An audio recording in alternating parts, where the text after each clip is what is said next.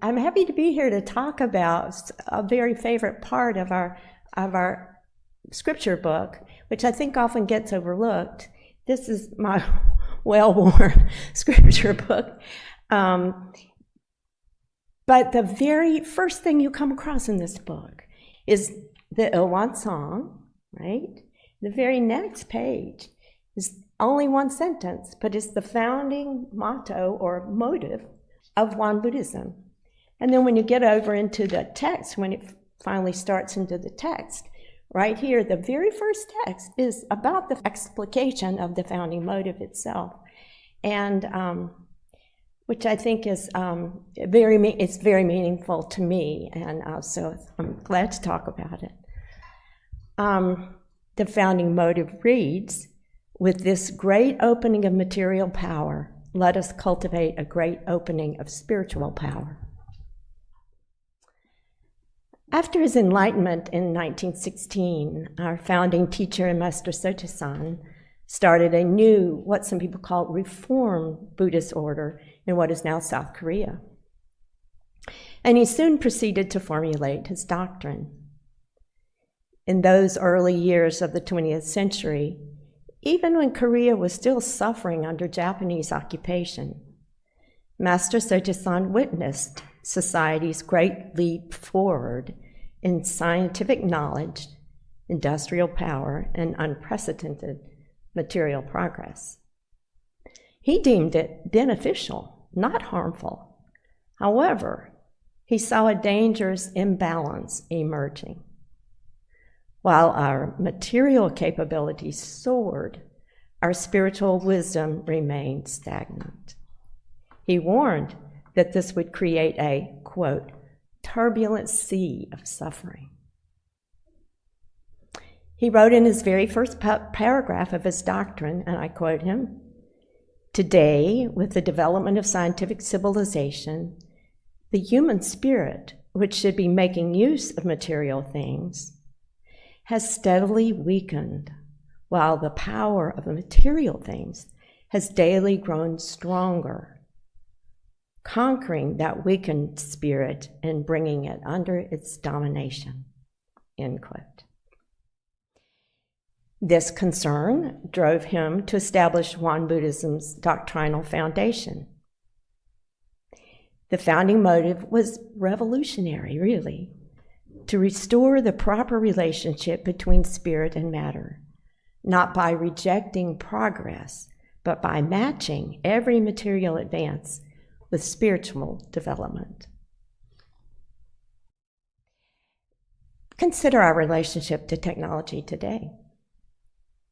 Our smartphones connect us to infinite information, yet studies show rising rates of anxiety, distress, and depression.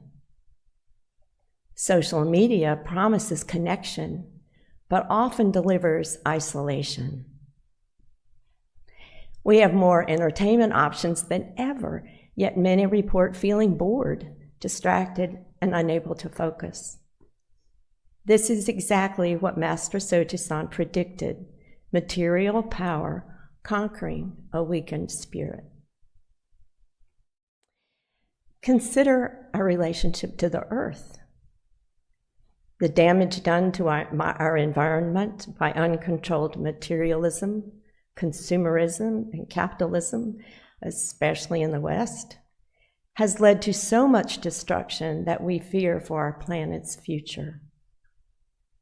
I truly believe that the solution to environmental degradation lies in a spiritual awakening in all of us, awakening to the paradise that we would have if we could only stop destroying the very thing that sustains us. Live simply so that others may simply live could be our daily mantra. I actually stole that line from a bumper sticker I used to have back in the 70s. Still applies. Consider our relationship with our stuff. How many of us actually suffer a little, or perhaps a lot, when we feel overwhelmed by our overstuffed closets, garages, and homes. Our cluttered dwelling spaces can rob us of serenity, making us feel subtly anxious or vaguely uncomfortable. Reverend Wangang offers a weekly decluttering meditation to deal with this problem. It never lacks for attendance. This makes me think of my solar clothes dryer. Every time I hang my clothes on the line, I think, I'm so happy to be outside, summer and winter, hanging my clothes on the line. When I bring them in, they smell so good. I enjoy folding them up. Good example of living simply. I would encourage all of you, if you have a place you can put up a clothesline, do so. You'll probably love it. Anyway, I digress. But Won Buddhism offers a different path. Our founding motive was one of the most important reasons why I chose Won Buddhism as my spiritual home 19 years ago. It spoke directly to my heart and mind. This recognition that our environmental crisis, our consumer culture, our spiritual emptiness all stem from the same source, material power overwhelming spiritual wisdom. The founding motive teaches us to approach every material benefit with spiritual awareness. Before we pick up that phone, we can pause and ask, am I using this or is it using me? When we shop, we can practice contentment rather than endless wanting. When we're tempted by distractions, we can return to mindful presence. When we're tempted by exotic vacations, you might try tent camping. I often think that if more people regularly went backpacking or camping, they would get a great lesson in how little material power you need to have a good time or an exciting experience. Better yet, go camping somewhere without a cell signal. I often think about our Kyomunims. Did you know that they earn no salary and get no benefits other than a house, which is really a workspace that they share with us? They get a house, one used car, and some food. They work for us day after day, constantly seeking better ways to serve us. Surely they are a perfect example of spiritual power overcoming material power.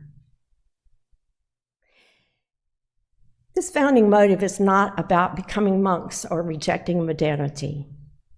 It's about reclaiming our spiritual authority over the material world.